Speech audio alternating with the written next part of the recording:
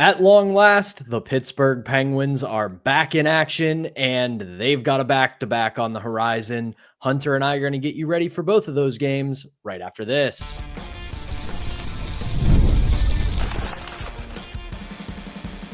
You're Locked On Penguins, your daily podcast on the Pittsburgh Penguins, part of the Locked On Podcast Network, your team every day.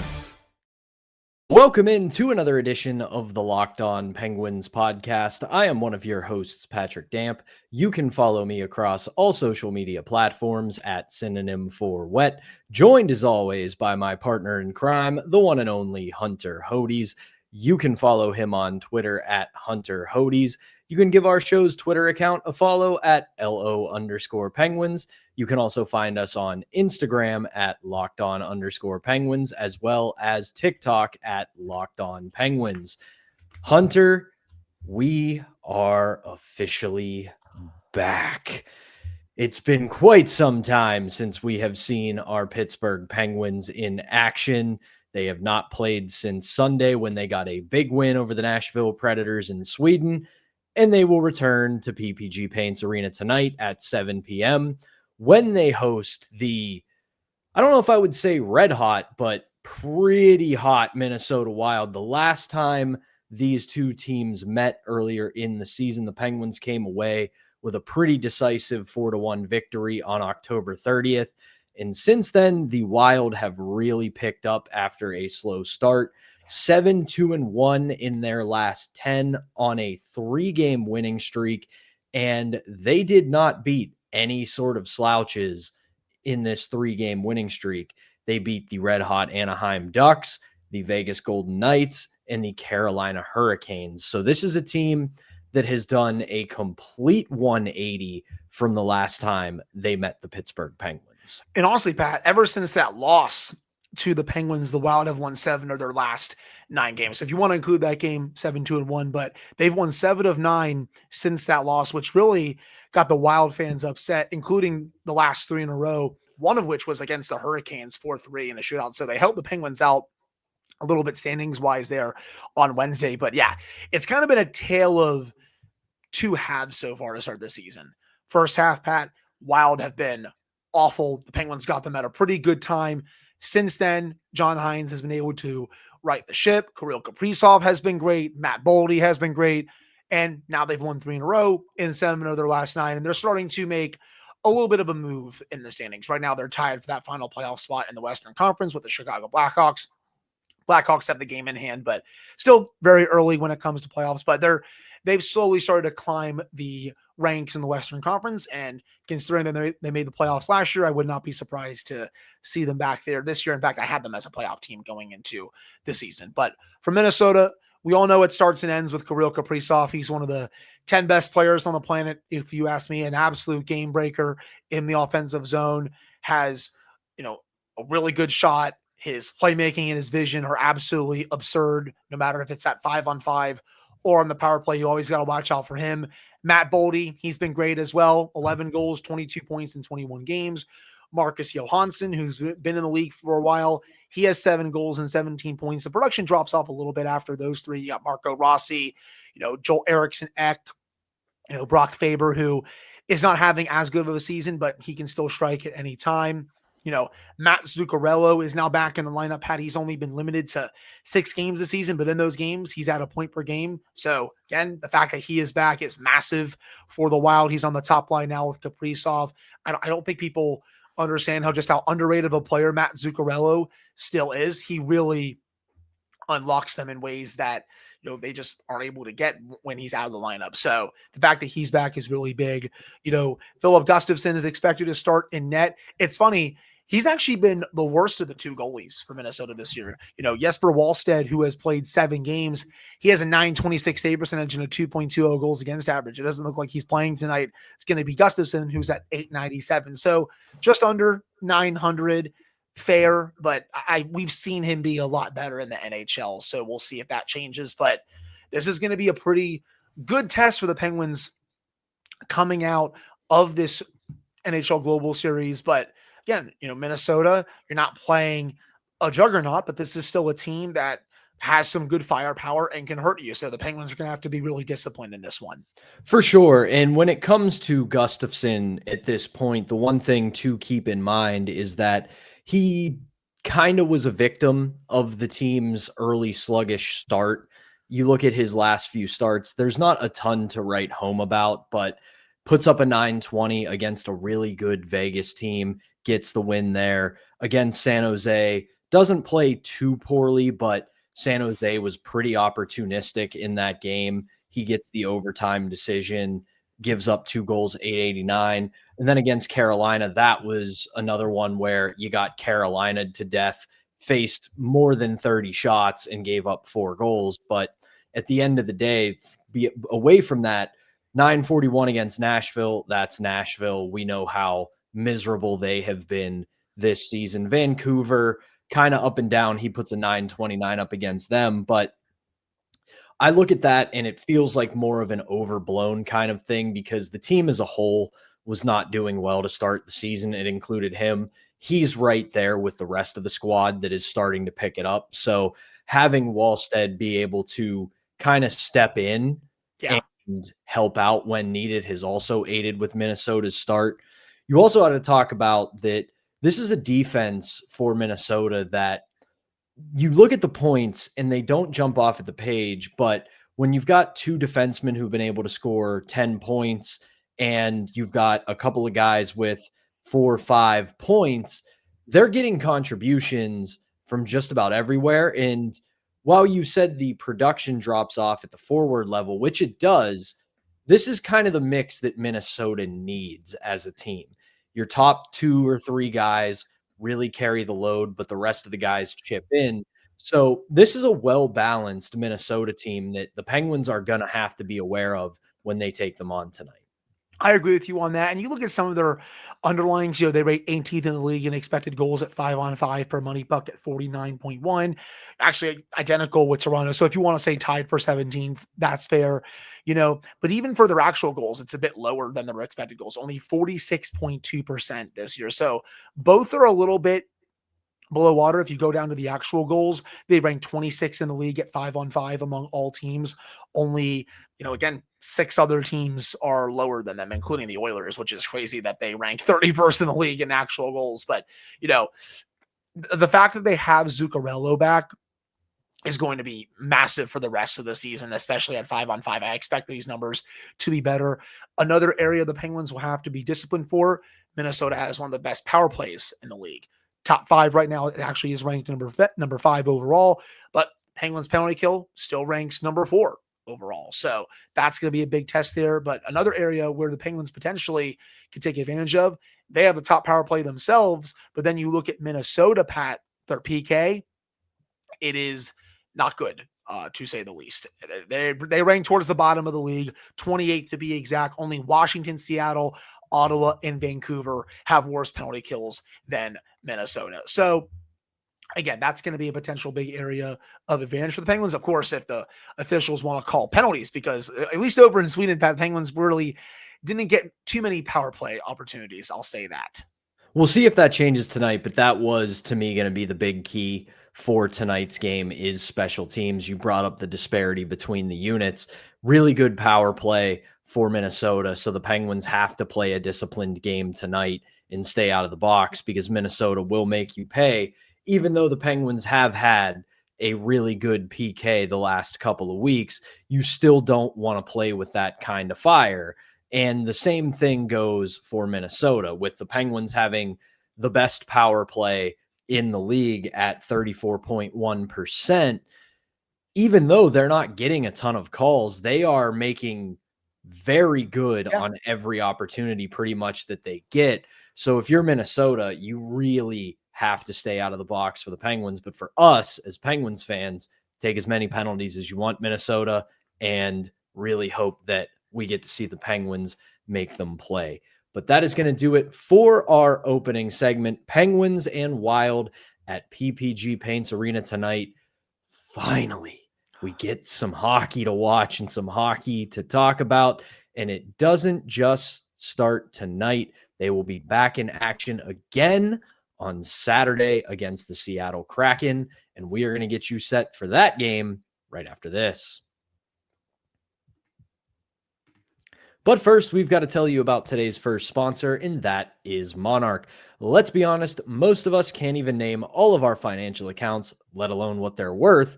Between 401ks, savings, and investments, it's easy to lose track, and that can mean leaving money on the table. That is why I have started using Monarch, an all-in-one personal finance tool that brings your entire financial life together in one clean, easy-to-use interface on your laptop or your mobile device. You guys know it every time I read this ad. I have talked about my longtime rivalry with both Excel and math. We don't get along very well. So that means when it comes to doing all the math, when it comes to my financials, I ain't that great at it. And Monarch, it's right there to help me out. Nice, easy, and clean. Everything's in one spot. I don't have to worry about spreadsheets. I don't got to worry about counting on my fingers and toes. It's keeping track of all of it for me. Their smart visual dashboard makes it so much easier to understand where my money is going and how to make it work harder for me. So don't let financial opportunity slip through the cracks. Use code LOCKEDONNHL at monarch.com for 50% off your first year. That's monarch.com, code LOCKEDONNHL for half off your first year. All right, we're back on the Friday edition of the Locked On Penguins podcast. I am Patrick Damp, right alongside Hunter Hodes, and 2 days, 2 7 o'clock games, 2 Western Conference opponents coming to town. The Penguins will take on the Seattle Kraken on Saturday at PPG Paints Arena, as I said, and I'm just going to rub my temples while I say this because I don't know what the Seattle Kraken are. I don't. I can't figure them out for the life of me. They're not great. They're not bad. They might be good. They might not be. They're currently third in the Pacific at 10-5-5 with 25 points. Then you look at their stats for the season, and Jaden Schwartz is leading them with 15 points. Jordan Eberle is still kicking around with 14 points. On the back end, Vince Dunn with 12 points and 3 goals. Then you look at their net minding, and Joey Decord, 900 save percentage. Philip Grubauer decided to remember how to goalie again. He's got a 903. Old friend Matt Murray, unfortunately hurt, but has played in 5 games this year, 922 save percentage. It is truly a confusing team under head coach Lane Lambert. They're weird, man. I still don't know what direction they really want to go. Feels like they're just kind of stuck in neutral where I don't know right now if they're bad enough to be a lottery team, but I also don't know if they're good enough to be a playoff team, which that's not really a place where you want to be, to be honest. So they're weird, and they don't really have any true superstars on this team. Their lineup is full of some good players, but there's no true superstar. Like you look at their top line, Mason Marchment with Matty Beniers and Jordan Eberle. And speaking of, if you are a betting person, Jordan Eberle, anytime goal scorer, because he has torched the Penguins throughout his career. He's also having a really good year, 8 goals, 14 points in 20 games. Matty Beniers only has 2 goals, but does have 13 points. Jaden Schwartz, who leads the team in points, has 8 goals and 15 points in those 20 games. He is on the second line with Chandler Stevenson and Eli Tolvanen. You have old friend Freddie Gaudreau leading the charge on the third line with Shane Wright next to him. Vince Dunn, I like him quite a bit. I still don't think he's a bona fide number 1 defenseman on a cup contender, but I still like him as a player. You got Brandon Montour still there on the second pair. That was a big contract they handed out before last season. Same with Chandler Stevenson. They went pretty aggressive. They missed the playoffs. This year, they changed coaches. They've moved around some of the front office structure just because it's just been a little crazy there. They're weird. That's the best way I can describe the Kraken. They're a very odd team. You look at some of their underlyings, they rank 31st in the league in 5-on-5 expected goals. But then you look at their actual goals, they're outperforming their expected goals. They rank 13th in the league at 5-on-5 at 51.6% for their actual goals. So I find that a bit interesting, but the second part with the expected goals, I don't, because Lane Lambert, I still don't think is really that good of a coach. I'm not sure how long this start for them is going to last. I don't think they're going to make the playoffs, but this is still going to be, a good game, I think, for the Penguins. There's real talent on this Kraken team, even though there's not any true game breakers. There's still enough players that can really hurt you. So the Penguins are going to have to be really diligent here, especially coming off a performance on Friday, hopefully a win against a pretty solid Wild team. So I know they haven't played a lot lately, but they're going to be thrown right back into the fire for both of these games. And the Kraken are also going to be well rested for this game on Saturday. This is a game against a team where the best way I think I can put it is that you are going to have to lean heavily on your structure and hope that you can have better high-end talent that outlasts Seattle. Because you look at the way they play overall, like you said, going through that roster, there's really nobody there that truly jumps off the page at you. You're not looking at this team like it's got a couple of superstars who carry the load and some solid depth guys who can pick up the pieces. They're just a team that plays a solid, structured 60-minute game, and they just hope to outlast you. They hope to capitalize on one or two mistakes, and then they hope to get good goaltending, whether it's from Joey Decord, who is extremely good, and Philip Grubauer, who every other year decides to be a good goalie, and this appears to be the other year where he's figuring it out. So Joey Decord was also just activated off IR, so he's now healthy. Yeah, so this is a team that if you're the Penguins going into this on a second half of a back-to-back, you almost have to play this as if it's a road game. Like, you almost have to play it to the point where you keep it extremely simple. You do the very basic things to do to get a win. Don't try to do too much. Don't try to get too fancy, because then the one thing that will, and this will be a big theme for the weekend, Seattle's penalty kill is 30th in the NHL. So any opportunity that you get against this Kraken team with the man advantage, you have to take advantage of. So this will be an interesting game to watch, because I think we're going to be in for a pretty solid game tonight against Minnesota, because there's a lot of talent on both sides in Friday night's game. Saturday, what do you have left in the tank after a game the night before? You get to sleep in your own bed. You're not traveling, anything like that. But still, it's the National Hockey League. 60 or more minutes of hockey in the NHL takes a toll on anybody. And then you welcome in a well-rested team that plays a simple, disciplined game. How do you respond to that? Right. And I did like that you brought up, you're sleeping in your own bed. You don't have to fly to another city for the second half of this back-to-back. The second half of back-to-backs have been a real struggle so far for the Penguins, where they have not had their game for any of those so far this season. So I'm curious to see if that changes, especially with now 2 extended, 5-day breaks. They haven't played since Sunday. Okay, you're going to get your legs back tonight since you've been off. Now, can you have that carry over to the point where you're not gassed? So if they had played, for example, Pat, on Wednesday, I think there would be a better chance for them being gassed on Saturday. But for this one, I'm curious to see if that's not, just because they haven't played a lot of hockey these last couple of weeks with all the travel, the global series and all that. So I think they'll be still mostly well rested, even though they're playing tonight.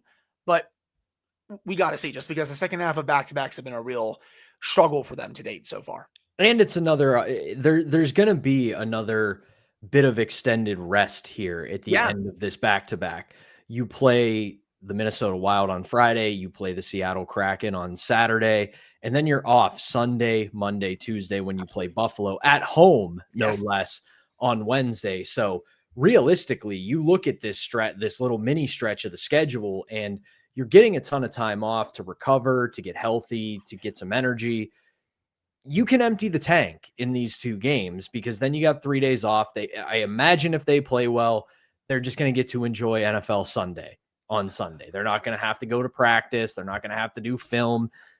They play well. Dan Muse will say, hey, go enjoy good slate of NFL games on Sunday. We'll see you Monday at the Lemieux complex, and we'll get back to work. So that, to me, is the biggest key here, is you can't leave anything on the table this weekend, because 2 games, 2 days, then you got 3 days off, and then you play Buffalo. So realistically, I know it'll be tough. I know it's going to be a bit of a slog because you've been off for a while. You got to shake some of the cobwebs off after not playing since Sunday, but good opportunity tonight, even better opportunity on Saturday for the Penguins to, I don't want to say get back on track, but at the very least start building on some of the momentum you gained after getting a big win on Sunday in Sweden. You got to start banking points. That's the thing here. Everyone in the Metro is starting to win again. Even the Islanders are playing really well right now. The Capitals just had a big win over the Canadiens on Thursday. The Rangers, they are what they are, but the Devils are still very good even without Hughes. The Hurricanes are still very good. Metro teams are getting points, Pat. So you got to keep pace and you got to start banking more points, because even though you got that big win against Nashville, that was huge because they were on a little bit of that slide. They hadn't really been playing as well. You got to be banking some points at the end of this month, because as we all know, December is going to be nuts. So you got to keep pace here. As Josh Getzoff likes to say, we're going to need a couple 2-point parties on Fifth Avenue this weekend.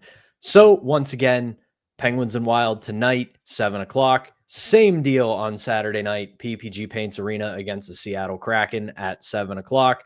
And obviously, Hunter and I are going to be back on Monday to recap both of these games. But that doesn't mean that we're done here on the Friday edition of Locked On Penguins. It went away for a couple of weeks because of the schedule, but it's back. It's Fan Take Friday. We offered you guys up a poll, and to get some of your questions and hot takes, we will react to those and read all of your takes right after this. Before we do that, though, we've got to tell you about today's second sponsor, and that is Rougiet. Let's be real, making excuses, it doesn't solve anything, and we've heard them all before. It's just stress, I'm tired, or it just happens to everyone sometimes. But when it comes to performance, sometimes your body just needs a little extra support, and that's where Rougiet comes in. Rougiet.com offers fast-acting, doctor-prescribed treatments for ED designed to help you stop making excuses and start making moves. They make it so easy to get started. You just connect with a board-certified doctor 100% online, so you avoid those awkward waiting room trips where you're avoiding eye contact, looking down at the floor, and not talking to anyone. None of that's happening with Rougiet.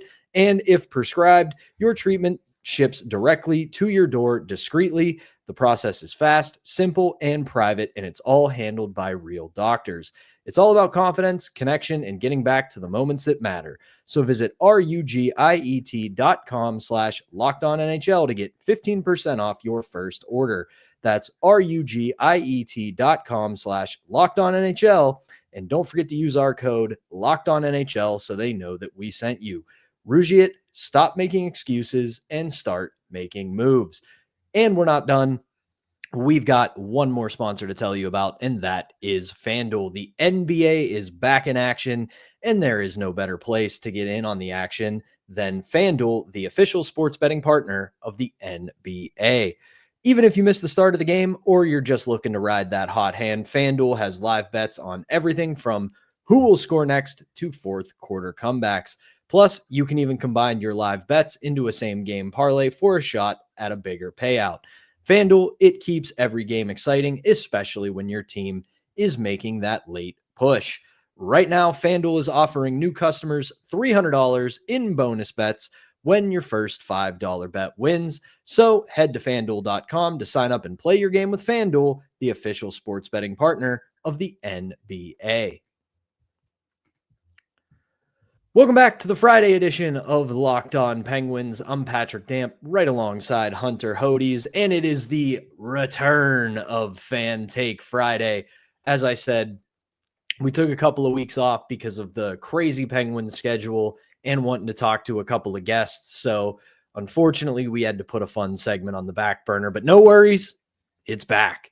And as we have done the last few weeks on our YouTube page, we offered you a poll to respond to, and this time it was, do you believe in the Thanksgiving playoff benchmark? Or, as I said, look behind the curtain because it's me who wrote this, or is it crap?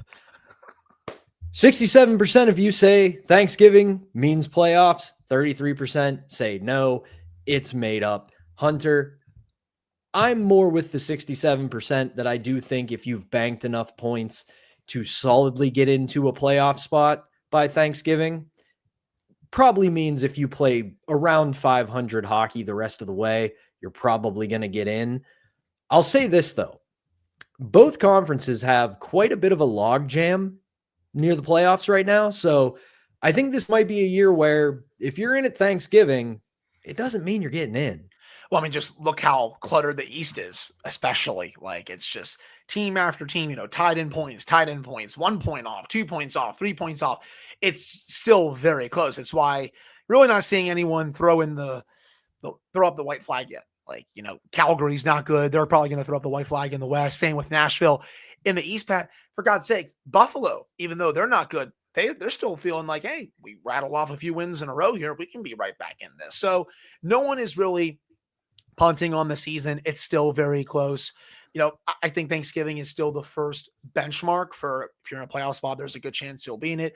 After that, Christmas, and hey, we're less than a week away. So, Pat, there's the potential that we could be pressing that, hey, we're back button. We like to file a claim, but we still have to see how they do over these next few games and, the overall sample size and then how they do in December and all that. So I do think it's one big benchmark. It's why I've been really wanting to see how this team does. I love the start in October, but I was still at the time like, all right, let's see. And they started going a little bit of that slide and I was getting concerned. They stopped it against Nashville, but now how do you do it these next few to end November before going up against some really good teams in December? As for some fan take Friday takes, we're not going to get to everyone today, so we really apologize about that.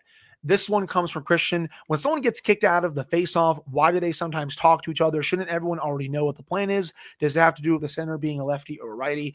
I think it's a multitude of things. I think it's just the plan. Like, hey, if I want it here, I want you to do this. If I want it over here, I want this person to do that. They're just kind of reinforcing what the plan is. Like, they know it, but I think the center is being like, hey, remember, this is what we're going to do and stuff, like, set plays and all that. So that's really the main thing, but it can still be a multitude of things. Right. I obviously did not play anywhere near the NHL, but I did play through college. I was a center, and my height, I used my leverage quite a bit as a center. Well, we know that you're 5'4", so I wish I was 5'4", but I would always use being the smaller guy, almost like I was doing a rugby scrum to get really low and try to win a faceoff. But that also meant a lot of the time I was getting kicked out of faceoffs. So the lefty righty thing is actually the more important part to me, because if you are of a certain handedness as a center, you have certain ways you like to win the draw. And we see that there are a lot of different handedness on lines. So if a left-handed center gets kicked out of the draw and a right-handed winger comes in to take the draw, it's kind of going to change what they are going to do. So it's almost like, if I can cross sports here, it's almost like a quarterback calling an audible or a lineman calling an audible in the NFL, basically saying, okay, this is what we were going to do, but now that I'm getting kicked out of the face-off, this is what we're going to do now. So that's a really good question. I love those nuanced questions about hockey. I think those are fun as a hockey nerd. Let's move to a hot take.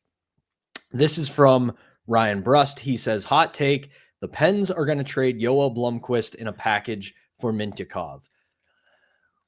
I like where your head's at, because I do think the emergence of both Artur Shilov's and Sergei Murashov showing that he might be ready does kind of increase the chances that Blomqvist could be a trade chip.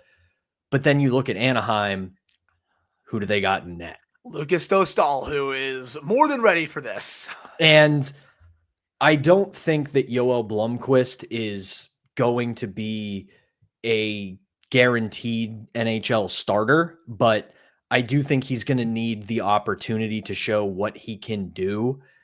In Anaheim just isn't the place for that. But I do like where that thought process is, that I do think Blomqvist, unfortunately, because I do think the kid has a lot of talent, has become a potential trade chip.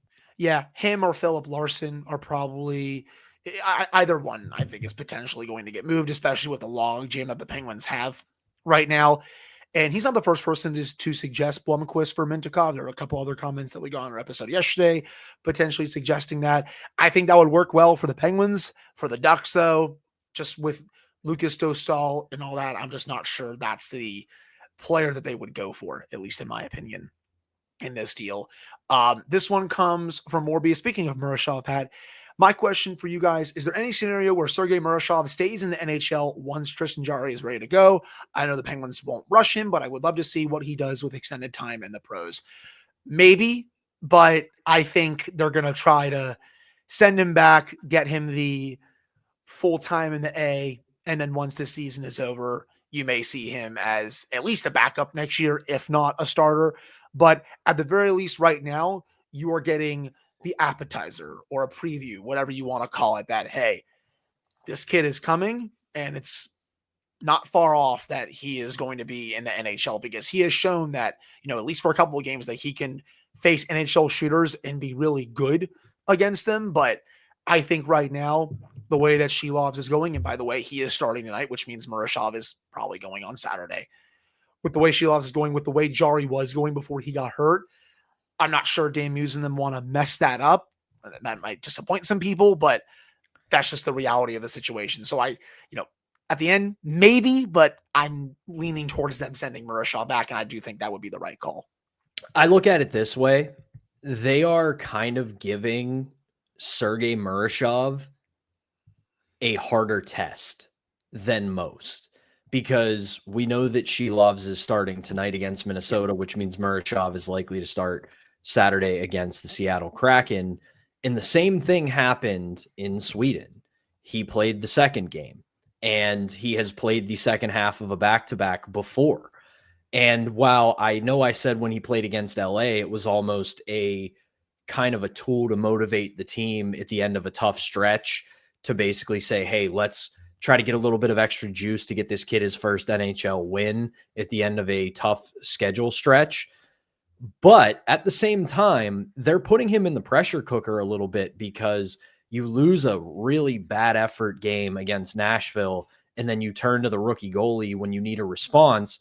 They're going to give him another second half of a back-to-back here. So they're kind of seeing, okay, we're going to put him in high pressure situations, so to speak, at the NHL level and see how he responds, rather than just kind of stringing him along. But then once Jarry is healthy, they're going to go back to the usual test, which is, we want to see what you do with a starting goaltender's load at the AHL level, because they're going to want to try to pump the value of Tristan Jarry as best they can and see if they can do something with him on the trade market or whatever else. Obviously, they want to see what they have in Artur Shilovs. Is he for real? Is he just a flash in the pan who starts hot and trails off? And they want, as I've said a million times, they want Sergei Murashov to be their long-term franchise goalie. And you don't want to burn him out or rush him. I want to see him here too. He's the shiny new toy. I want to rip that packaging open and play with that toy every minute of every day, but it's not how you keep him for long-term success. I want to finish on this one, Hunter. From our good pal, G-Tots. Hot take for the day. Ben Kindle will win the Calder.